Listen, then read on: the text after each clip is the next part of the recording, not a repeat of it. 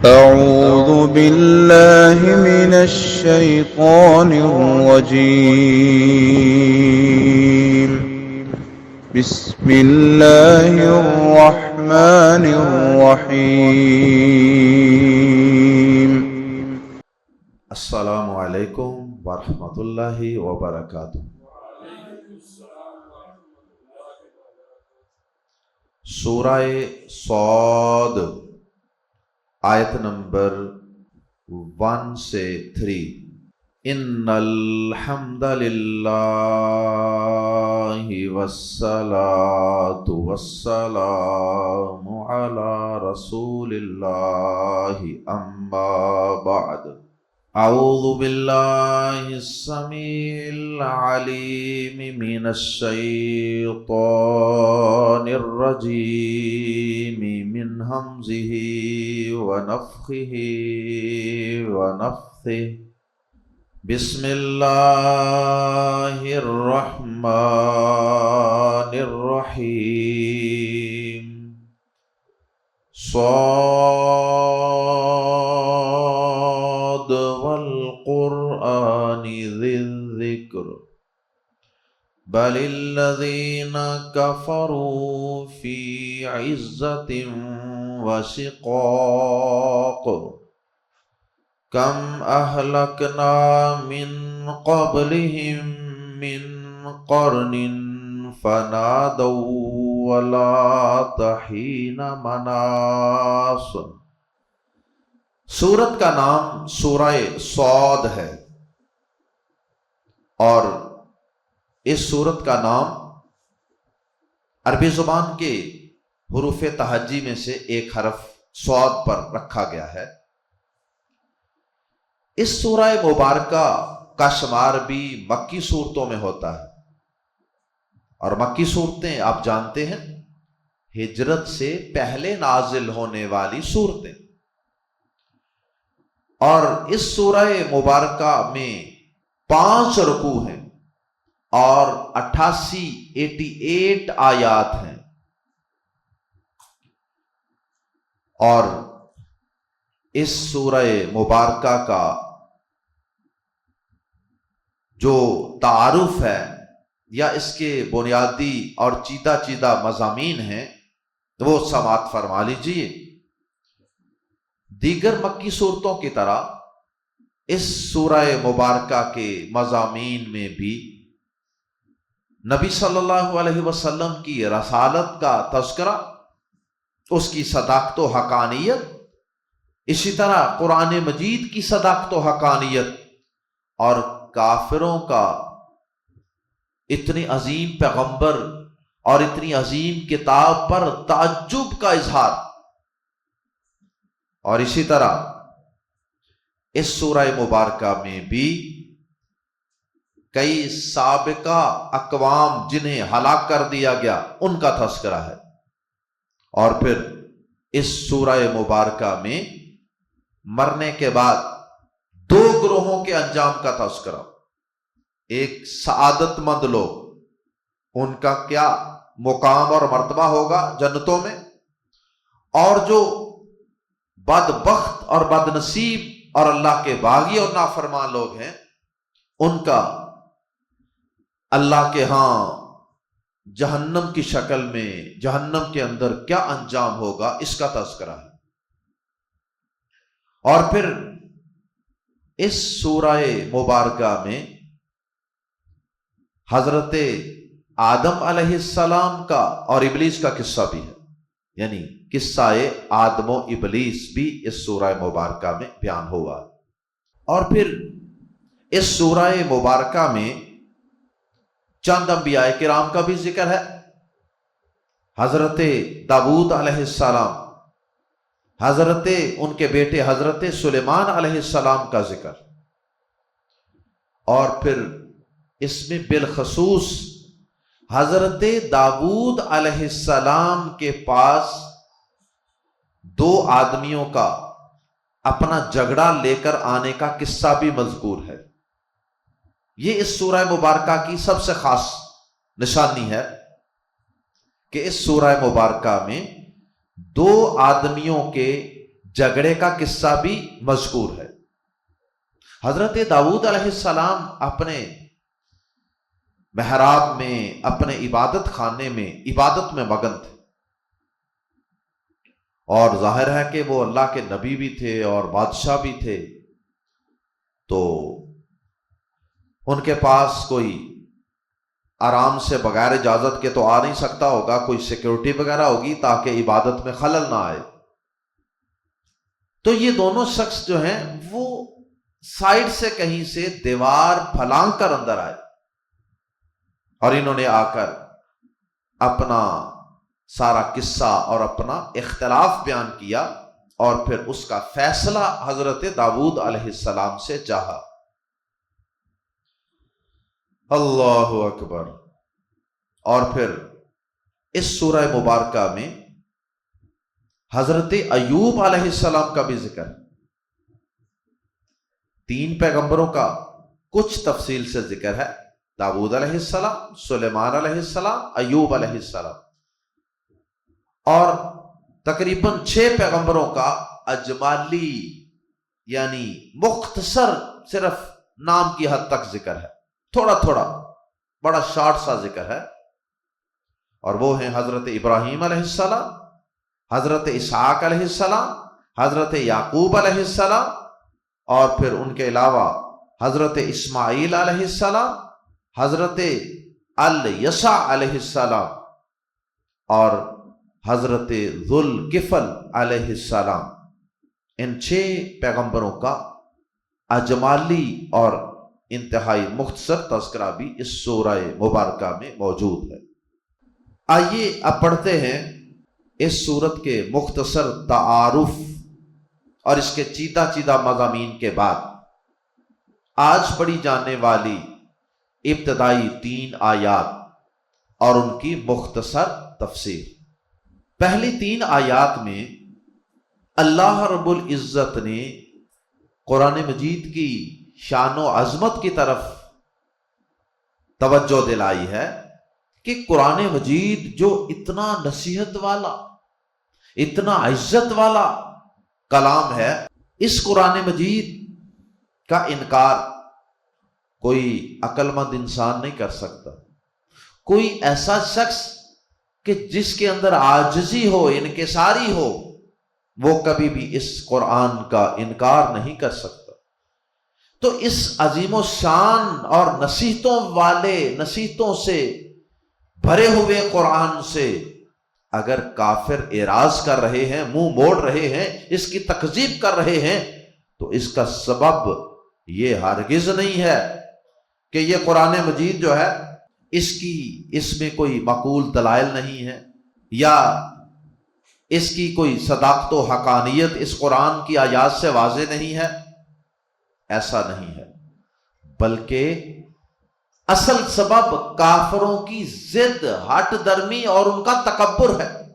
اللہ اکبر۔ اللہ پاک نے یہ بات بیان فرمائی ہے کہ محض تکبر اور شدید مخالفت کی وجہ سے وہ اس قرآن سے اعراض کیے بیٹھے، اور پھر اللہ پاک نے ساتھ انہیں ڈرایا بھی ہے کہ جانتے ہو کہ تم سے پہلے کتنی ہی قوموں کو ہم ہلاک کر چکے، انہوں نے جب ہمارے عذاب کو دیکھا، ہماری گرفت کو دیکھا، تو پھر انہوں نے ہمیں پکارنا شروع کر دیا، لیکن وہ وقت ان کے پکارنے کا نہیں تھا، وہ وقت ان کے ہمیں مدد کے لیے پکارنے کا نہیں تھا، وہ وقت توبہ و استغفار کا نہیں تھا، وہ وقت ایمان لانے کا نہیں تھا۔ اس لیے اس وقت ان کا پکارنا انہیں کوئی نفع نہ دے سکا۔ آئیے قرآن مجید کے الفاظ میں پڑھتے ہیں۔ بسم اللہ الرحمن الرحیم۔ صاد، یہ حروف مقطعات میں سے ایک حرف ہے۔ والقرآنی، واو قسم کے لیے ہے، والقرآنی، قسم ہے قرآن کی، قرآن کی قسم۔ اللہ پاک تو کسی بھی چیز کی قسم اٹھا سکتے ہیں، لیکن ہم ہر چیز کی قسم نہیں اٹھا سکتے۔ ہمیں صرف اور صرف اللہ کی قسم اٹھانے کی اجازت ہے۔ ہاں، اہل علم کا یہ فتویٰ ہے کہ قرآن مجید کی قسم اس لیے اٹھائی جا سکتی ہے کہ قرآن مجید اللہ کا کلام ہے، یہ مخلوق نہیں ہے۔ قرآن مجید کو پیدا نہیں کیا گیا، بلکہ یہ اللہ کا کلام ہے، کیونکہ اللہ کی مخلوق تو فنا ہو جائے گی، تو اللہ کی صفات کی قسم اٹھائی جا سکتی، جیسے کہا جائے کہ اللہ کی عزت کی قسم، اسی طرح اللہ کے کلام کی قسم یا قرآن کی قسم، یہ قسم اٹھانا بھی جائز ہے۔ بہرحال یہاں اللہ رب العزت نے قرآن کی خود قسم اٹھائی، اور قسم اٹھانے کا مقصد بات میں زور پیدا کرنا، اور جس چیز کی قسم اٹھائی جائے اسے بطور دلیل کے پیش کرنا مقصود ہوتا ہے۔ آگے جو بات کی جانی ہوتی ہے قسم اٹھانے کے بعد، جسے جواب قسم کہتے ہیں، اس جواب قسم میں زور پیدا کرنے کے لیے جس چیز کی قسم اٹھائی جا رہی ہے اسے بطور دلیل اور ریفرنس کے پیش کرنا مقصود ہوتا ہے۔ فرمایا والقرآنی، قرآن کی قسم، ذی والے، الذکری نصیحت، الذکری کا مشہور معنی تو نصیحت ہے، ریمائنڈر، یاد دہانی، لیکن اس کا ایک معنی عزت و شرف بھی ہے، دونوں ترجمے ہو سکتے ہیں۔ والقرآن ذی الذکر، اس نصیحت والے قرآن کی قسم۔ اس کا ترجمہ اس لیے کر رہے ہیں کہ القرآن میں جو الف لام ہے یہ عہد کا ہے، اور اس سے مراد یہ ہے کہ یہ قرآن جو ہم پڑھ رہے ہیں، جو ہمارے ہاتھ میں ہے، جو ہم سیکھ رہے ہیں، والقرآنی، اس قرآن کی قسم، ذی الذکری، جو نصیحت والا ہے یا جو عزت اور شرف والا ہے۔ تو دو طرح اس کا ترجمہ ہو سکتا ہے، اس عزت و شرف والے قرآن کی قسم، اور دوسرا ترجمہ جو زیادہ اہل علم نے کیا ہے، اس نصیحت والے قرآن کی قسم، یعنی اس قرآن مجید میں بیان ہونے والے نصیحت سے بھرے ہوئے احکامات، اوامر و نواہی اور خبریں اور سابقہ اقوام کے واقعات اور انبیاء کرام کی سیرتیں، یہ سب چیزیں نصیحت سے، ہدایت سے بھری پڑی ہیں۔ اب اتنی نصیحتوں والا قرآن، اتنی یاد دہانیاں کروانے والا قرآن، اتنی رہنمائی کرنے والا قرآن، اور پھر بھی انسان اس سے منہ موڑ لے تو وہ کوئی بڑا بدبخت اور بد نصیب انسان ہوگا۔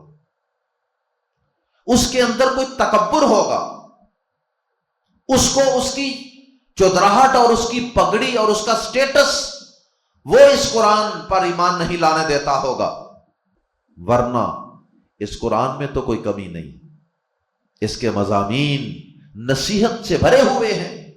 والقرآن ذی الذکر، اس نصیحت والے قرآن کی قسم۔ اچھا، نصیحت والے قرآن کی قسم اٹھا کے اللہ پاک نے قرآن مجید میں اور بھی بہت سے مقامات پہ یہی انداز اختیار کیا ہے۔ جواب قسم کو اللہ پاک حذف کر دیتے ہیں، یعنی جس مقصد کے لیے قسم اٹھائی ہے اس کا آگے ذکر ہی نہیں کیا جاتا۔ کیوں نہیں کیا جاتا؟ یہ بھی قرآن مجید کی فصاحت و بلاغت کی نشانی کہ کم سے کم الفاظ کا استعمال اور بات زیادہ سے زیادہ سمجھائی جا رہی ہوتی، مفہوم زیادہ سے زیادہ وسیع۔ جواب قسم جو یہاں خود بخود سمجھ میں آ رہا ہے، اگلی آیت سے سیاق و سباق سے بات سمجھ آ جاتی ہے، تو درمیان میں ایک بات کو حذف کر دیا گیا کیونکہ وہ خود ہی سمجھ آ جاتی ہے۔ وہ بات جو حذف ہوئی ہے وہ میں آپ کے سامنے عرض کرتا ہوں۔ والقرآن ذی الذکر، اس نصیحت والے قرآن کی قسم، کفار کا کفر کسی دلیل اور کسی معقول وجہ سے نہیں ہے، کافروں کا انکار کسی دلیل کی وجہ سے نہیں ہے، کسی لاجک کی وجہ سے اس قرآن کا وہ انکار نہیں کر رہے، کسی معقول وجہ سے اس قرآن کا انکار نہیں کر رہے، یہ بات درمیان میں حذف کر دی اور اگلی آیت سے یہ بات خود بخود سمجھ میں آ رہی. بل الذین، بلکہ وہ لوگ جنہوں نے کفروا کفر کیا، فی عزت، تکبر میں پڑے ہوئے ہیں، وشقاق، اور مخالفت میں، ضد یا مخالفت، اختلاف. بلکہ وہ لوگ جنہوں نے کفر کیا تکبر اور مخالفت میں پڑے ہوئے ہیں، بلا وجہ وہ قرآن اور صاحب قرآن کی مخالفت میں کھڑے ہو گئے. یہ صرف سبب کیا ہے؟ ان کے اندر تکبر ہے. اور بعض اوقات انسان کا سٹیٹس بھی اسے حق بات قبول نہیں کرنے دیتا. اس انسان کا سٹیٹس بھی بعض اوقات اسے گناہ کو چھوڑنے کی اجازت نہیں دیتا، اپنی غلطی کو تسلیم کرنے کی اجازت نہیں دیتا. کہ میں اتنا بڑا بندہ اور میں کہہ دوں کہ مجھ سے غلط بات ہوئی ہے، میں کہہ دوں کہ میں پہلے غلط تھا. یہ چیز اکثر لوگوں کے قبول حق میں رکاوٹ بن جاتی ہے. جیسا کہ سورۃ البقرہ میں اللہ پاک نے ایسے ہی لوگوں کی طرف اشارہ کیا، فرمایا وَإِذَا قِيلَ لَهُ اتَّقِ اللَّهَ أَخَذَتْهُ الْعِزَّةُ بِالْإِثْمِ. فرمایا کہ یہ ایسے لوگ ہیں، ایسے متکبر لوگ ہیں. اللہ پاک فرماتے ہیں جب ان سے کہا جاتا ہے کہ اللہ سے ڈر جا، تو اس کی عزت اسے گناہ میں پکڑے رکھتی. گناہ پر یہ صرف اس وجہ سے اڑا رہتا ہے، گمراہی پر، شرک پر، مخالفت پر صرف اس لیے اڑا رہتا ہے کہ اس کو اس کی عزت نظر آتی ہے. میری پگڑی، میرا سٹیٹس، میرا مقام، اس کا کیا بنے گا؟ وہ تو داؤ میں لگ جائے گا. حالانکہ یہ بھی شیطانی وسوسہ ہے. انسان کا اپنی غلطی کو تسلیم کر لینا، انسان کا اپنے گناہ کو چھوڑ دینا، توبہ کر لینا، استغفار کر لینا. کسی انسان پر زیادتی ہو گئی تو اس سے معافی مانگ لینا. اس سے اللہ کی قسم انسان کی عزت، سٹیٹس، وقار، پگڑی اور بلند ہو جاتی. لیکن شیطان ایسے لوگوں کو کہتا ہے کہ نہیں، تو بہت بڑی چیز ہے، تیرے لیے یہ مناسب نہیں ہے کہ تو یہ کہے کہ پہلے 40 سال تک میں جو بتوں کی پوجا کرتا رہا تھا یہ غلط ہے، اور آج میں یہ اعلان کرتا ہوں کہ صرف اور صرف ایک اللہ عبادت کے لائق. یہ تو پھر میری 40 سالہ پورا کیریئر تباہ ہو جائے گا. تو یہ تکبر، اپنے آپ کو بڑا سمجھنا، اور انبیاء کرام اور اہل حق سے مخالفت، صرف اور صرف کافروں کو یہ چیز آڑے آتی ہے قرآن مجید کی صداقت و حقانیت کو، پیغمبر آخر الزمان کو سچا رسول ماننے میں. بل الذین کفروا فی عزت و شقاق، بلکہ وہ لوگ جنہوں نے کفر کیا تکبر اور مخالفت میں پڑے ہوئے ہیں. فی عزت، عزت، شرف، مقام، سٹیٹس، تکبر، پرائیڈ، وشقاق، اور مخالفت، ضد، اختلاف، اختلاف برائے اختلاف، ڈسسینشن. اس کے بعد اللہ تعالیٰ فرماتے ہیں کم اہلکنا، وعید سنائی اللہ پاک نے ایسے لوگوں کو. فرمایا کم اہلکنا، کتنی ہی قوموں کو ہم نے ہلاک کر دیا. کم اہلکنا، کتنے ہی ہم نے ہلاک کر دیے. من قبلہم، ان سے پہلے، من قرن، لوگ، نسلیں، جنریشن، قوم میں. قرن کا لفظی معنی تو ہوتا ہے زمانہ، وقت، لیکن مراد ہوتی ہے اس وقت کے لوگ، جنریشن. اور قرن جو ہے کہتے ہیں کہ زمانے کی اتنی مدت کہ جس کے لوگ آپس میں ایک دوسرے سے ملنے والے جو لوگ ہیں نا وہ ختم ہو جائیں سارے. اور راجے قول کے مطابق یہ مدت 100 سال ہوتی. 100 سال کا جو عرصہ ہے اس کو ایک قرن کہتے ہیں. ایک صدی کے لوگوں کو ہلاک کیا، دوسری صدی کے لوگوں کو ہلاک کیا، کئی صدیاں ایسی گزری، کئی جنریشن ایسی گزری کہ جنہیں ہم نے ہلاک کر دیا، یا کئی قوموں کو ہلاک کر دیا بھی اس کا معنی ہو سکتا ہے۔ اور کم جو ہے یہ یہاں سوال کرنے کے لیے نہیں ہے، استفہامیہ نہیں ہے، کم یہ سوال کے لیے بھی استعمال ہوتا ہے، لیکن یہاں یہ خبر دینے کے لیے ہے، کم خبریہ، کم اہلکنا۔ اللہ تعالیٰ پوچھ نہیں رہے کہ ہم نے کتنے ہلاک کیے، بلکہ اللہ تعالیٰ بتا رہے ہیں کہ ہم نے کتنے ہی ہلاک کر دیے، من قبلہم، ان سے پہلے، مشرکین مکہ سے پہلے، من قرن، قوموں میں سے، ان سے پہلے ہم نے کتنی ہی قوموں کو ہلاک کر دیا۔ فَنَادَوْا، فا تو نادو، انہوں نے پکارا، ندا، فَنَادَوْا، تو انہوں نے پکارا، جیسے فرعون نے پکارا تھا جب ڈبکیاں لگیں تو پکارنے لگ گیا۔ فَنَادَوْا، تو انہوں نے پکارا، یعنی اللہ تعالیٰ کو پکارا، یا اللہ معاف کر دے، یا اللہ ایک دفعہ موقع دے دے، یا اللہ ایک دفعہ بچا لے۔ فَنَادَوْا، تو انہوں نے پکارا،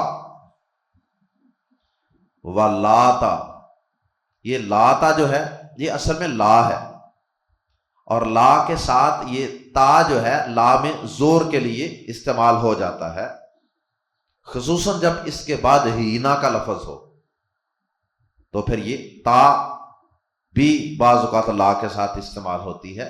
یہ لاتا کوئی نیا لفظ نہیں بلکہ یہ لا ہی ہے، وَلَاتَ، اور نہیں تھا، اور یہاں بھی ایک لفظ حذف ہے جس کی خود سمجھ آ رہی، وَلَاتَ الْحِین، اصل لفظ تھا وَلَاتَ الْحِینُ، اور نہیں وقت تھا، ہینا جس وقت، مناسن وہ بچ نکلتے، وہ وقت ان کے بچ نکلنے کا وقت نہیں تھا۔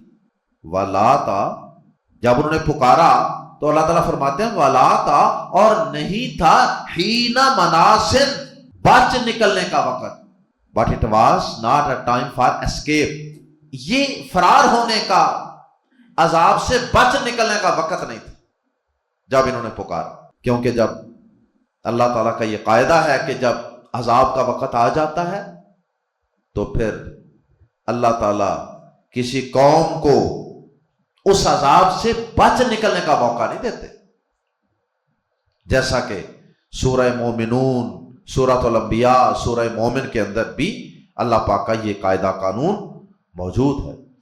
تو گویا کہ انہیں اس آیت مبارکہ میں ایک قسم کی تنبیہ ہے، وارننگ ہے، دھمکی ہے، وعید ہے، اور ساتھ ہی انہیں ترغیب بھی ہے کہ اس وقت کے آنے سے پہلے پہلے سنبھل جاؤ، اس سے پہلے پہلے سدھر جاؤ، ایمان لے آؤ، چھوڑ دو اپنی ضدیں، چھوڑ دو نبی سے مخالفتیں، چھوڑ دو اپنے تکبر اور اپنے سٹیٹس اور اپنی چودراہٹیں، جھوٹی شہرتیں چھوڑ دو، اور اس نصیحت سے بھرپور قرآن پر ایمان لے آؤ۔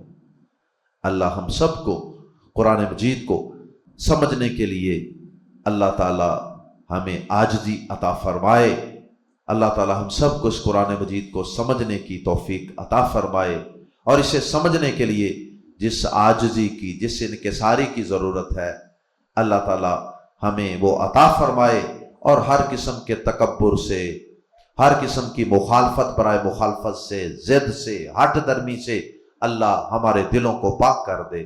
سبحانک اللہم و بحمدک، اشہد ان لا الہ الا انت، استغفرک و اتوب الیک۔